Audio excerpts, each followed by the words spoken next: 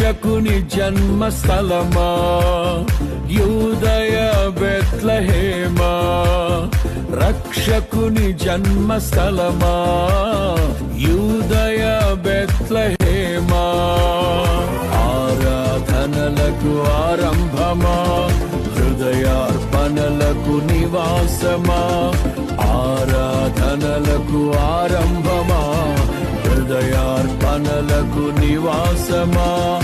ఎందుకో ఇంత భాగ్యము దాచి ఉంచే ప్రభు నీ కోసము, ఎందుకో ఇంత భాగ్యము దాచి ఉంచే ప్రభు నీ కోసము. స్తుతియు మహిమ ప్రభావము ఎల్లవేళల ప్రభుకే చెందును, స్తుతియు మహిమ ప్రభావము